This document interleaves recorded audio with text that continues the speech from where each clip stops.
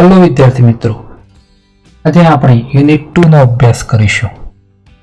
આપણા યુનિટ 2 નું નામ છે, શું નામ છે વિદ્યાર્થી મિત્રો આપણા યુનિટનું? ટુ નો છો. ઓકે, અહીં આપણને એક્ટિવિટી 1 આપી છે, તો ચાલો આપણે એક્ટિવિટી 1 નો અભ્યાસ કરીએ. એક્ટિવિટી 1 માં આપણને શું આપ્યું છે? કેલેન્ડરની મદદથી શિક્ષક આજની તેમજ પાછલા રવિવારની પોતાની દિનચર્યાની વિગતો કહેશે, તે સાંભળો. શિક્ષક શું કરશે ભાઈ? આજના પાછલા રવિવારની તેમજ આજની પોતાની દિનચર્યા કહેશે. દિનચર્યા એટલે શું થાય વિદ્યાર્થી મિત્રો? આખા દિવસ દરમિયાન શું કર્યું શિક્ષકે એ જણાવશે. શિક્ષકની મદદથી તે રીતે પોતાની વિગતો કહો. શિક્ષક જે રીતે પોતાની દિનચર્યા કહે તે રીતે વિદ્યાર્થીઓએ પણ પોતાની દિનચર્યા કહેવાની છે. ઓકે, તો ચાલો આપણે અભ્યાસ કરીએ. તો જુઓ, આપણે જોઈએ today is blank day. Today is ખાલી જગ્યા ડે. ટુડે એટલે શું થાય? આજે. આજે કયો દિવસ છે? તો ચાલો સપોઝ આજે આપણે ટ્યુઝડે છે. Today is Tuesday. આજે મંગળવાર છે. તો આપણી પોતાની દિનચર્યા કહેવાની છે. ક્યારની? તો આજની. તો આપણે આજનું શરૂઆત કરીશું. કહ્યું ટુડે ઇઝ ટ્યુઝડે. પછી જોઈએ આઈ એમ ઇન ધીસ ક્લાસરૂમ ટુડે. આજે હું આ વર્ગખંડમાં છું. ઓકે, એના પછી જોઈએ I have pencil on my table.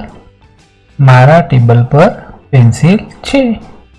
I M busy. હું વ્યસ્ત છું. અહીંયા આપણને જે બિઝી આપ્યું છે, બિઝી એટલે શું કહેવાય વિદ્યાર્થી મિત્રો? વ્યસ્ત એટલે કે કામમાં હોવું.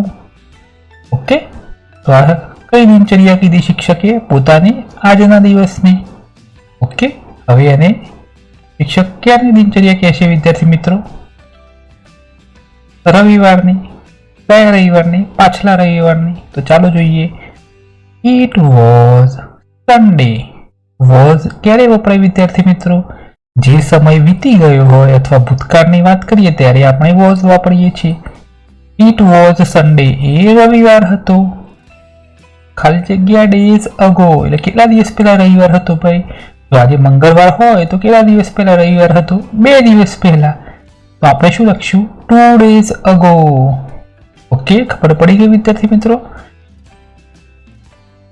I was at home on Sunday. રવિવારે હું ઘરે હતો.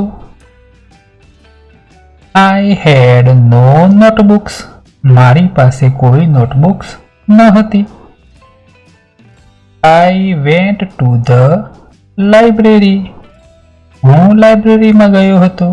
In the afternoon. બપોરના સમયે. I had guests in the evening. સાંજે મારા ઘરે મહેમાન હતા. ઓકે વિદ્યાર્થી મિત્રો, આ શિક્ષકે પોતાની દિનચર્યા કહી. આ જ રીતે તમે ગયા રવિવારે ક્યાં હતા એ રીતે તમારી પોતાની દિનચર્યા લખવાની છે. ઓકે વિદ્યાર્થી મિત્રો, તો આપણે આ એક્ટિવિટી 1 નો અભ્યાસ કર્યો. હવે આપણે એક્ટિવિટી 2 નો અભ્યાસ કરીએ. ચાલો, એક્ટિવિટી 2 માં આપણને શું આપ્યું છે? Activity 2A.